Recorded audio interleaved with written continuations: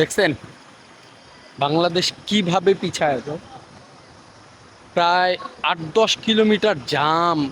এই জামের মধ্যে পড়ে আছে হাজার হাজার শ্রমিক, যারা আজকে যে ডিউটি করার কথা ছিল অনেকেরই, আবার অনেকের আগামীকালকে ডিউটি করবে, কিন্তু আজকে একটু বিশ্রামের জন্য এই ঢাকার উদ্দেশ্যে রওনা দেয়।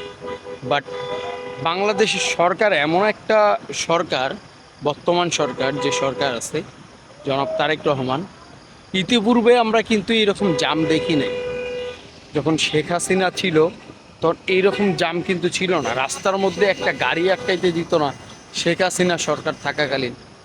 কিন্তু জনাব তারেক রহমান আসার পরে দেখেন, এই বছরের মতো, গত কয়েক বছরে এই বছরের মতো জ্যাম আমরা দেখিই নেই বাংলাদেশে।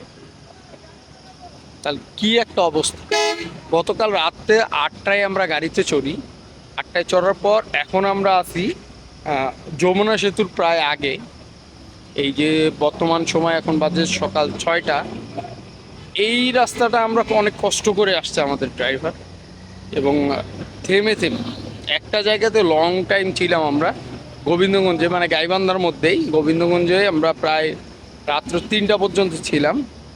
আর এখন আমরা আছি যমুনা সেতুর আগে। এই যদি হয় বাংলাদেশের বর্তমান সময়ের অবস্থা, তাহলে বাংলাদেশ আগামীতে কোথায় চলে যাবে এটা আসলে বলাটা অনেক টাফ হয়ে যাচ্ছে। আমরা এত লং একটা পথ আসছি, বাট কোনো জায়গায় আমরা কোনো একজন পুলিশ কর্মকর্তাকে দেখি নাই, ট্রাফিক পুলিশকে দেখি নাই, হাইওয়ে পুলিশকে দেখি নাই। তারা আসলে করতেছে কি, কোথায় আছে, আর বাংলাদেশের সরকার কিভাবে তাদেরকে চালাচ্ছে, এটা নিয়ে আসলে একটু বলাটা একটু টাফ হয়ে যাচ্ছে।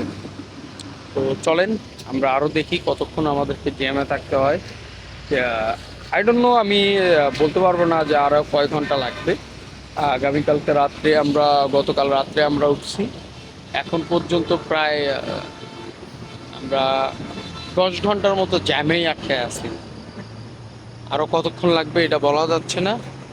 আল্লাহর কাছে দোয়া করতেছি যাতে খুব তাড়াতাড়ি আমরা বাসায় যা পৌঁছাইতে পারি।